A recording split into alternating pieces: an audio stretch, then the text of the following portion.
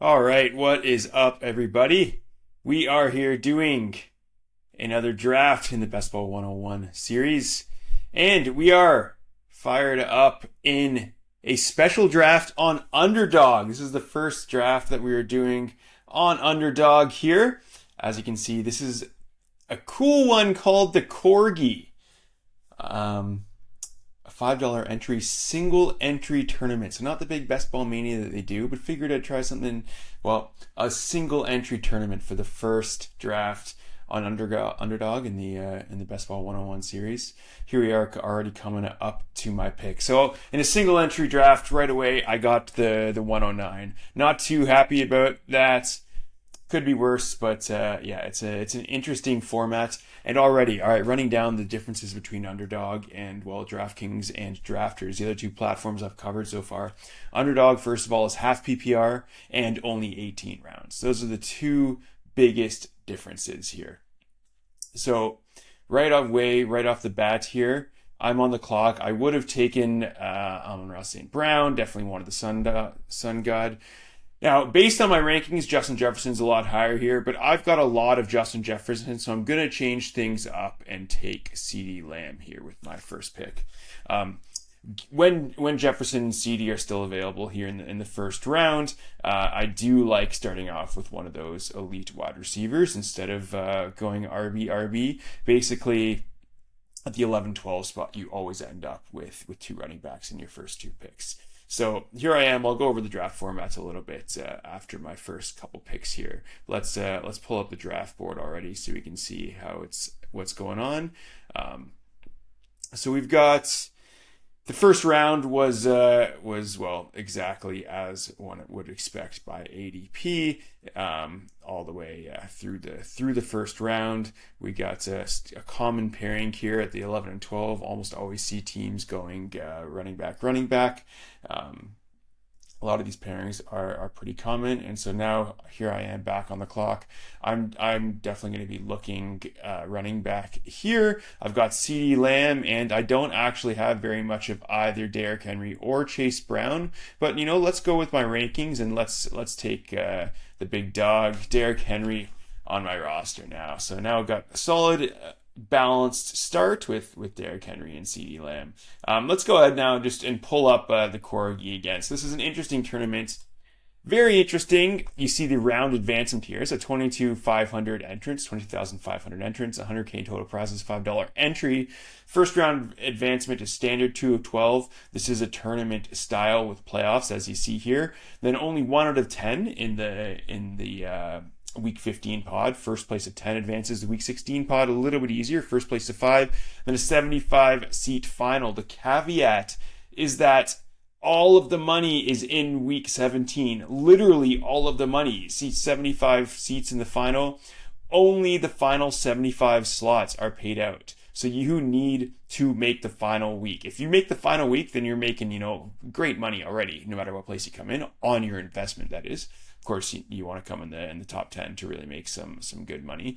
But here, that means we're going all out to make Week 17. One could even consider trying to get some Week 16 team stacks to just make sure you get to Week 17. Week 17 is going to be even less. Once you're in Week 17, yes, that's where all the money is. So, but you could even try and get something going with a Week 17 team stack. Again, differences in Underdog, only 18 rounds compared to DraftKings and Drafters, and half PPR, and no big bonuses either for like DraftKings has. You get bonuses for 300 passing yards or 100 receiving or rushing yards, that sort of thing. So this is just straightforward. One might say the original popularizer of best ball, and also what I hear some actual analysts saying that this is where the sharpest crowd comes in. However, looking at who I'm drafting against here, it doesn't look like I've got too many people who have at least won big money. Maybe the low entry, the low monetary entry, $5 entry here, and single entry maybe encourages some more people to play. So let's get the draft board going again. On Underdog here, given the half PPR format, I definitely want to end up with a stronger running back finish. I don't think, or start at least. I would not have gone two wide receivers in my first picks, maybe, unless I was forced. That's where you do end up with in the 3 or 4 slot, getting the combo with like Chase or Puka. Then you can end up exactly as these teams have here. So sometimes you do see guys like the tight ends fall, but I did not have any tight ends fall here. I think I'm just going to be looking at running back again, and I will take the top running back on my board here, who is Kyren Williams. So I'm happy with the the 2 RB in my first 3 picks start. And so let's see how things round out now. Kyren was also just the next best available player based on my start here. Maybe we'll see if we can throw in some week 17 or week 16 game stacks to try and increase those chances of getting to week 17. If I can even get to week 17 here, obviously I'll be pretty happy. That's still finishing in the top 75 out of a 22,000 player tournament. All right, so Josh Allen goes off the board, falls a bit. He used to sort of be mid-third round. I mean, now his ADP is going down a little bit. Now I'd be happy to go running back or wide receiver again here. I'm not going to be looking at taking an elite tight end in Colston Loveland. So pick 40. Yeah, I mean, my top picks right away, Javonte Williams is still shooting the top in rank and ADP, and I think we already have CeeDee Lamb. I really like Dallas as an offensive team this year. Let's just take it. So the 3 running back build, real heavy running backs. Now I'm basically, unless there's an extreme value at running back, I'm going to be looking at maybe going cold on running backs now. I could imagine. I mean, they even have all different bye weeks, which is really nice. So could think about just taking one more running back, maybe 2 late running backs. But yeah, unless there's extreme value that comes up, then I'm really happy with this running back start. And now I can start hammering wide receivers. You can see Colston Loveland went there. That's the pick 43, the middle of the 4th round. That's totally normal. And you can see these running backs are still flying off the board. So I'm pretty happy that I got Javonte Williams, who, yeah, with really Javonte, I mean, Josh Jacobs is great value if he's going to play the whole season. That's the risk of him playing there. But I think I really sort of got these last couple guys before the end of the tier break. Kyren, the double Williams combo. When I've got the time here, I'm already going to take a look ahead to these week 17 matchups. We've got in week 17, my prime team to target right now would be Dallas. They play the Giants, the New York Giants, as well. I know we got week 17, a classic combo that people have been going here have been Ravens versus Bengals. But just for fun, I haven't even looked at these at all yet, so I don't even have them on the back of my mind. What is the week 16 matchup for Dallas as I come close to my pick here? We've got Cowboys Jaguars. Okay, so something to keep in mind. May consider picking up or slightly prioritizing Jaguars as well, in addition to Giants. Okay, so we've got still, there's going to be a good wide receiver available for me. It's pretty easy to tell that. Probably don't want to go for think about a quarterback and taking the Derrick Henry, Lamar Jackson combo. That's probably not too optimal. I mean, pretty clearly, I'm going to be looking at picking up a Dak Prescott here. We'll see if he's able to fall to pick 81. Here we are with my pick. Given by my rank and ADP, the guy who took Josh Allen 1 slot ahead of me is not going to be happy with this, but I'm just going to go ahead and take my top wide receiver by rank. And that's going to be DJ Moore. Sorry, Josh Allen team. DJ Moore will not fall to you. I mean, it was probably really unlikely that was going to happen anyways. So, I mean, this is not a bad rundown. DJ Moore at pick 57 is totally reasonable. 2 wide receiver 1s on my team. The downside of taking DJ Moore here is that he does not set up a stack, right? I mean, Josh Allen's obviously gone, so can't set up a potential stack here. Christian Watson would have been my other comparison here. Very different team side by side. I've got a 3-2 build in terms of RB wide receiver. The team right beside me, the one guy with the little logo for being experienced, or one of the couple experienced drafters here. Has got the hero RB build. Okay, and our corner drafter took elite QB and basically elite tight end. So interesting strategy there. I don't think I'm going to be leaning towards taking Jaden Daniels. I'm really gonna try and get a Dak Prescott here. I still think I want to keep taking wide receiver, and so that means I'm likely just going to take. I was going to say, Jordan Tyson or Brian Thomas Jr. I could go for BTJ given given that Week 16 Jacksonville matchup against Dallas, like I was talking about. But I'm just going to go ahead and keep taking Jordan Tyson. I've taken so much Jordan Tyson this year. He could end up being very well my highest drafted player. But I mean, a highly drafted rookie. Having him as my wide receiver 3, even though he's likely not the wide receiver 1 on his team. With the New Orleans Saints, just signed Chris Olave to that huge 4-year deal. So unlikely that it's him. You can see Brian Thomas Jr. went right away after my pick, and now the QBs are starting to go. So my only worry for Dak is the George Pickens manager here, and looking at the way things are running out, I kind of expect the George Pickens manager at pick, who had the first overall pick. Now we see QBs flying off the board. I am expecting him to take Dak. Let's just see what happens. If Dak does go, then I'm basically starting from scratch in terms of my quarterback stacks, which is not so great. Then I could think about picking up maybe target already Tyler Shuck would be my later round quarterback target. But now we've already got 6 quarterbacks off the board. We saw a run of 5 out of the last 6 picks from 66 to 71 go quarterback. So round 6 now was the heavy quarterback round. Let's see if we lose to Dak here. Dak Prescott. Oh, is it gonna come? Yep. As predicted. Dak Prescott goes. That is very much expected. Nothing can do about that. I wasn't going to take Dak with pick 64 here. We've got a really early Quentin Johnson. I don't know why that keeps happening. Let's go back to the draft board, and so now. Yeah, I'm a little bit worried about Tucker Kraft, even though I would want a strong tight end. Now that I'm not going to be getting some top receiver, my next pick's going to be pick 81. If we just flash by ADP, Makai Lemon, the establish the run ranks, which I'm using once again, are much lower in Makai Lemon, and I don't think, given my sort of soft 3 wide receiver build right now, I'd want to go for 2 rookies early on. Tucker Kraft is still at the top of the ranks. I could just try and take Kraft to have a strong and just go for 2 tight ends. I'm definitely looking at a 3 quarterback build now.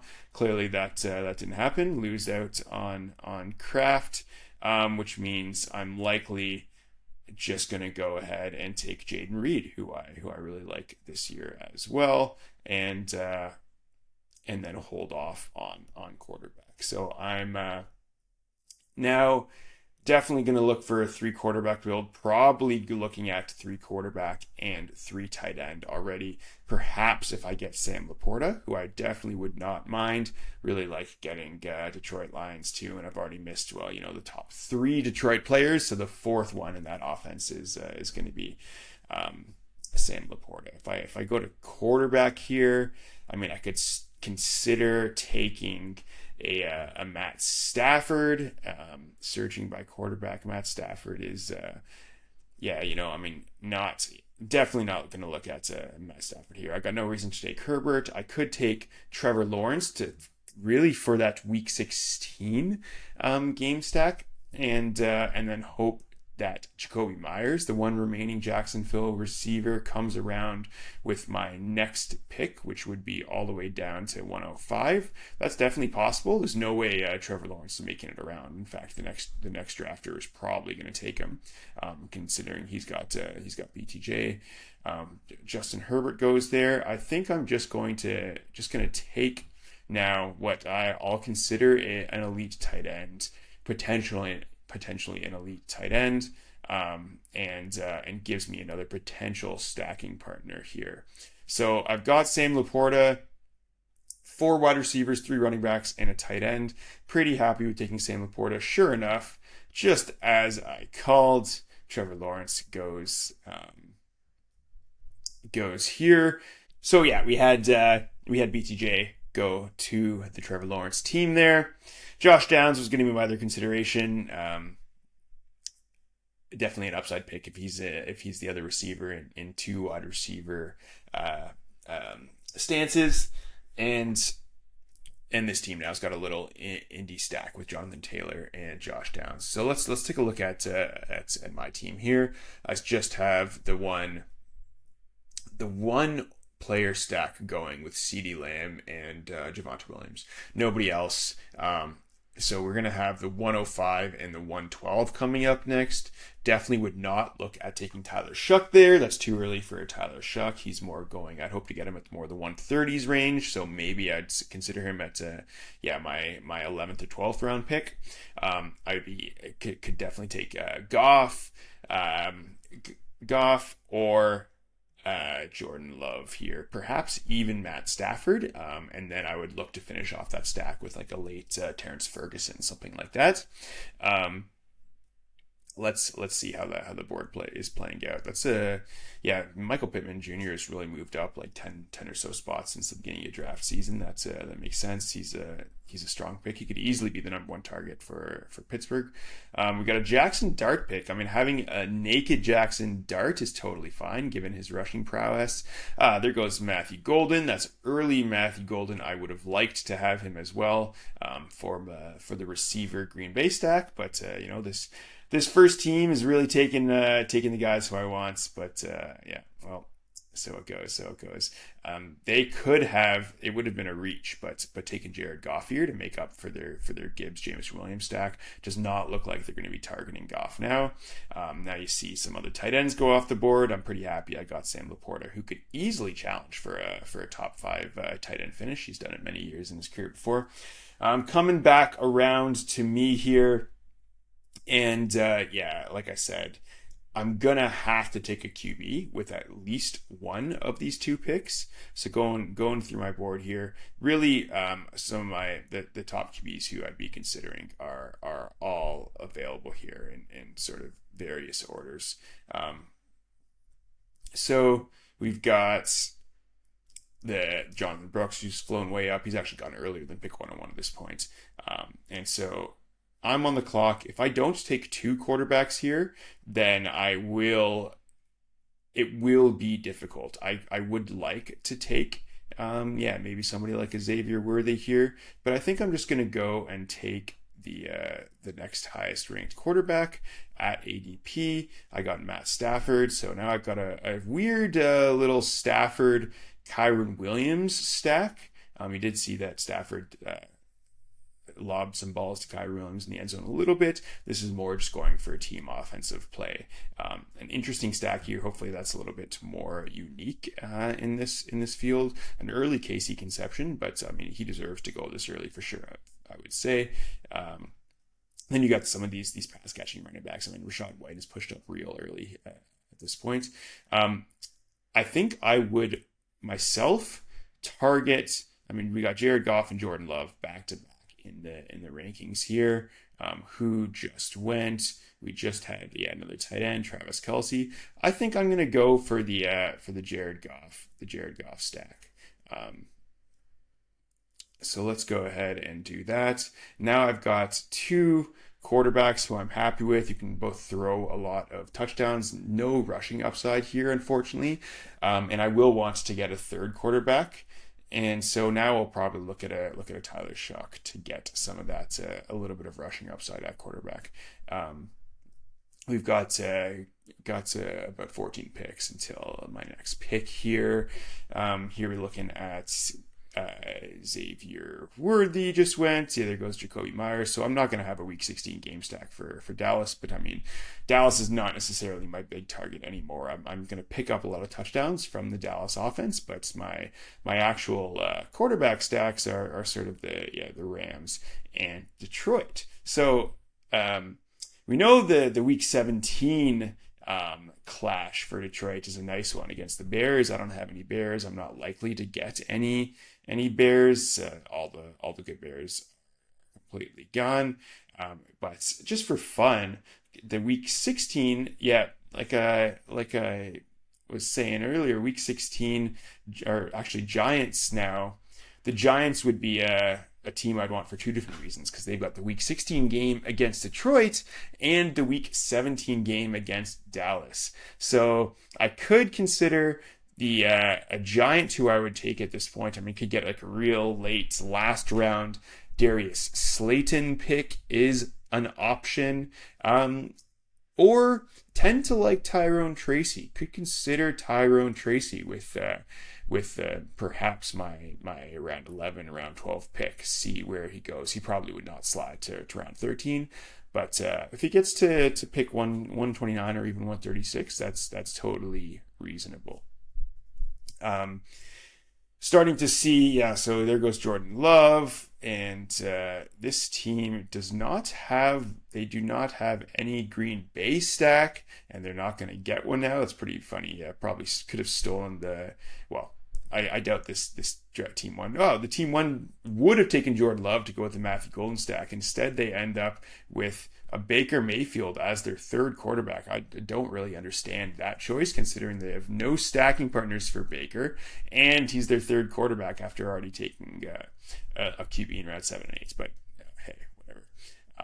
Mark Andrews gets taken stackless as well. There was no way he was going to make it over to the Mark Andrews owner. Stephon Diggs now goes a lot earlier after he was just signed by Washington. Today even.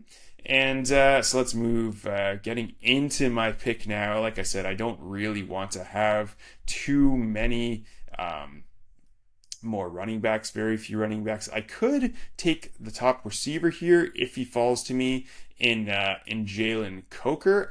There goes Tyler Shuck.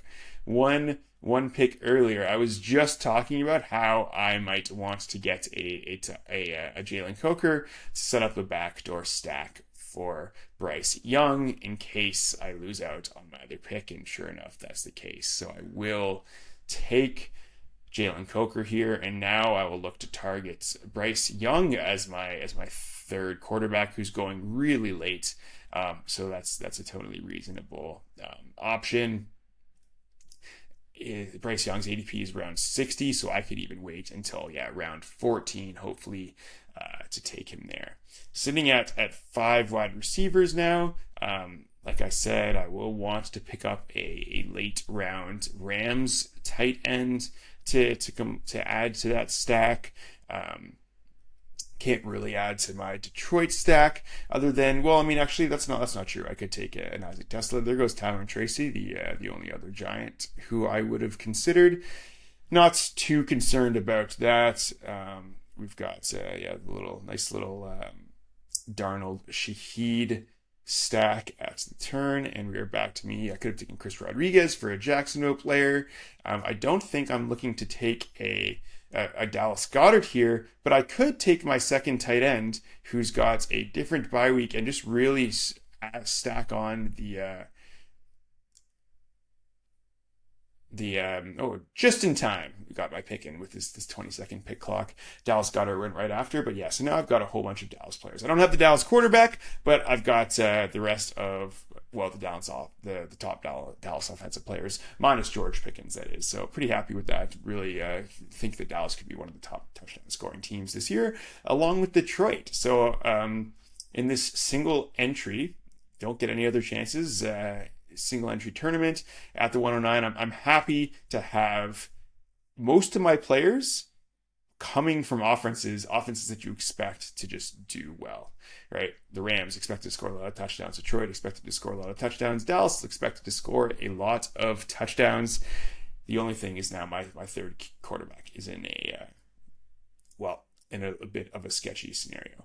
I'd be totally happy still to draft one more each quarterback and tight end. Things are starting to move quicker now. There goes these last couple quarterbacks. I still expect Bryce Young to make it to me. We'll see if I want to play a little bit risky and wait for Bryce Young at the 160 as opposed to the 153. All three teams after me already have two quarterbacks. In fact, all teams but one, the Caleb Williams team, have two quarterbacks now, with one team even having three as well. The team that's on the clock, the team at the 101 right now. So as we start to come around here, who am I looking to target? There's no other Carolina players I can get. I could think about getting Isaac Tesla. There goes Isaiah Pacheco. Probably wasn't gonna consider him. And could always try and get a third pass catcher from Dallas and Ryan Flournoy, but I think I'm pretty happy with all the Dallas guys I have got now. There's no more receivers I would possibly take on the Rams. Getting Stribling here, Dijon Stribling at 145 is a great pick. He's got to catch some balls for the San Francisco 49ers this year, given that, they obviously don't have Brandon Ayuk and now just lost Ricky Pearsall from the season. Luckily, I only have 3 shares of Ricky Pearsall out of my 50 or 60 drafts, so pretty happy with that. Starting to see a little tight end around. A few tight ends have gone recently. Denzel Boston is one of my highest drafted players as well. Really like the rookies there, and I don't think he should be so far separated from where KC Conception goes on Cleveland. You see like a 4-round separation between the two, and they could really have similar finishes. So where am I looking now? There's Bryce Young. It's basically the last possible quarterback who you'd want. I don't want any of these other players, so I could go Ryan Flournoy. Maybe I'll just take the top receiver available here in Juwan Jennings. Doesn't set up a potential stack. The other option could have been to take a Trey Tucker and then hope to round out a Fernando Mendoza should I miss out on Bryce Young to finish off the stack. If I do miss out on Bryce Young, then I will definitely look to be taking Aaron Rodgers and try and come around, bring it back with a Jeremy Bernard and a Pat Freiermuth. So there's always these little options that you can take to just complete your stacks to get a final sort of third quarterback stack. These late guys are all pretty stackable. And Bryce Young perhaps a little bit harder because you need to nab the Jalen Coker. However, I missed out. There you go. So this team does take Bryce Young from me. Do they have the Tet McMillan? No, they don't. So they've got an unstacked Bryce Young. That don't really know why you'd want that. Maybe I should have taken Trey Tucker, the receiver, to set up that potential Vegas stack. And there he goes.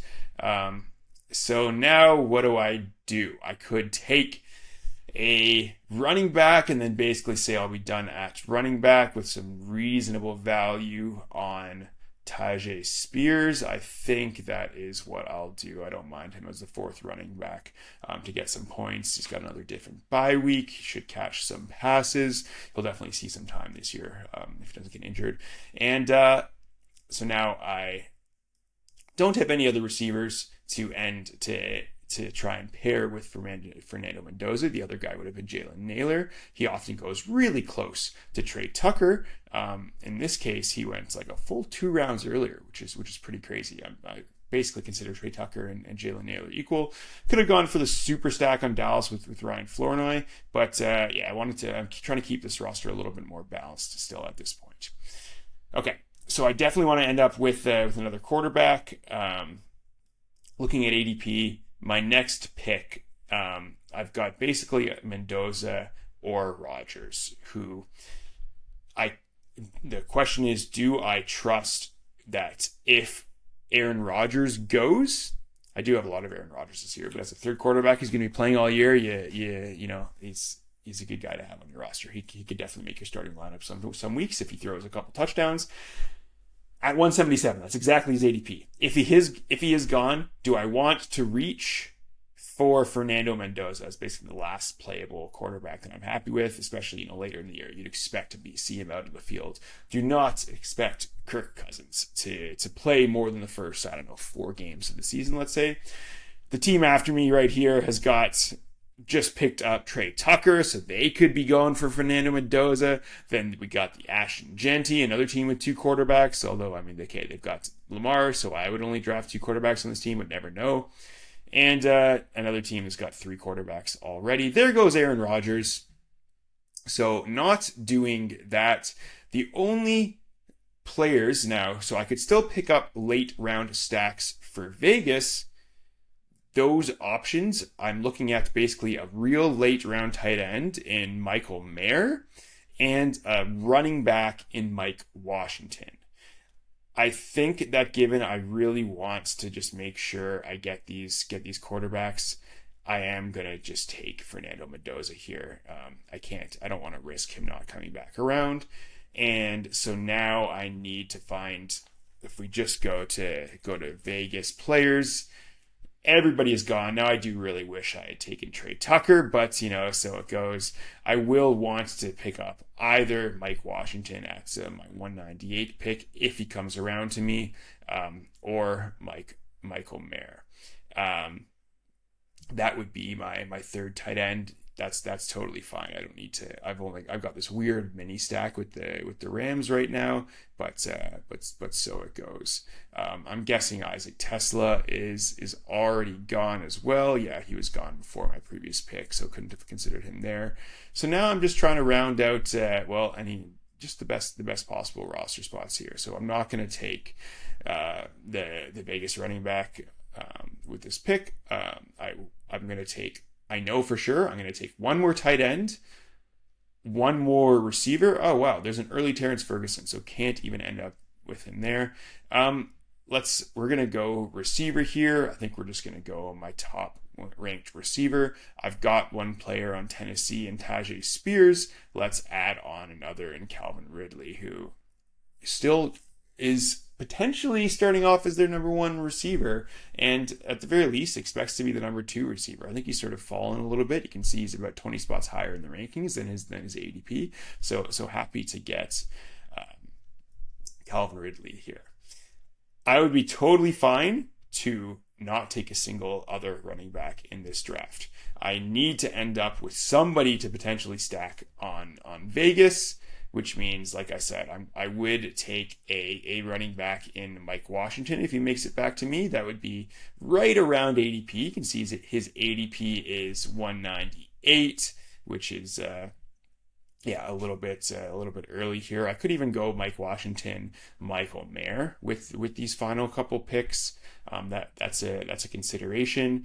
7 wide receivers, where my wide receivers are a little bit weak here, but 7 should be more than enough to give me 3 reasonable starters. However, definitely weaker. My strength of this team is the 3 running backs that I got in a row, and we have upside at quarterback again. All different bye weeks at quarterback, different bye weeks at tight end, so nothing to worry about there.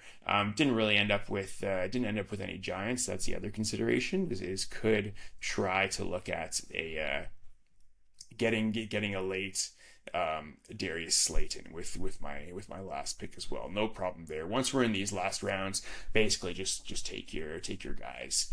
You don't need to worry about the ADP, and once in the last round, it's all sort of the same.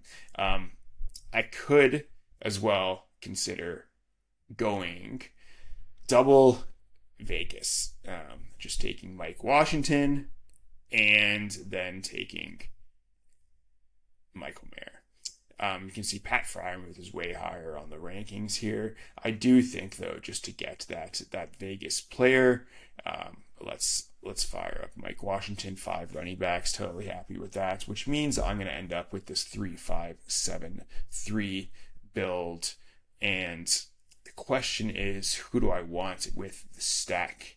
Do I want to go Colby Parkinson for the Rams tight end stack, or do I want to go Michael Mayer?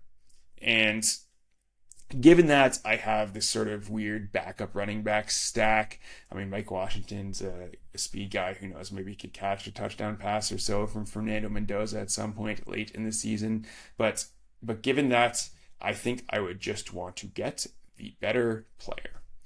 Colby Parkinson expects, he scored a lot of touchdowns towards the end of last year. The Rams run a lot of multi-tight end sets, so I'll just take the higher ranked player here. So I will aim to take Colby Parkinson, given that he's a lot higher in the rankings, and he still gives me that Matt Stafford stack, and over who my other option would have been Michael Mayer, like I said, who's all the way down here. So this will be my final pick. We've got this weird build. So looking at how the draft board played out and my team, if we go to my roster here, I've got all of my stacks are off. They're not on wide receiver. They're not wide receiver stacks. My quarterback stacks are Matt Stafford with Kyren Williams and Colby Parkinson. Okay. Then I've got Jared Goff with just the tight end Sam Laporta. That's totally fine too. I think these are hopefully be unique stacks at least. And then Fernando Mendoza with Mike Washington, period. Not the greatest. Normally I had like some stronger quarterback stacks, but that's, I tried to push the draft board a little bit and didn't really get who I wanted coming to me in any of those options. But I think I'm still happy with this draft overall. Like I said, really strong running back room. I'm gonna need Derrick Henry and Kyren Williams and Devontae Williams to score me a bunch of touchdowns with this internal team stacks of Dallas. Got 3 Dallas players: Javonte, CeeDee Lamb, and Jake Ferguson. And then a little Tennessee stack as well with some late round Tajay Spears and Calvin Ridley. Round out my wide receivers with DJ Moore, Jordan Tyson, Jaden Reed, Jalen Coker, Juwan Jennings. Definitely guys who can catch a lot of balls. And there you have it. So you can see the last round pick was Jacoby Lane. People are just taking rookies at the end here, taking flyers on whoever you happen to like. And there you have it. So a 3-5-7-3 split in Underdog. I went early, even robust RB, 3 running backs out of my first 4 picks, and then held off until 2 running backs in the last 5 rounds. Probably could have ended up swapping 1 wide receiver for a tight end or quarterback if I'd gone tight end or quarterback a little bit earlier. But I didn't end up doing that. So there you go. There's the draft. They happen real quick. 20-second pick clocks, only 18 rounds on Underdog. So thanks for watching. Stay tuned for the next video where we'll return to now freeball it. Try and fire up another DraftKings, maybe do a regular drafters draft or another one here on Underdog.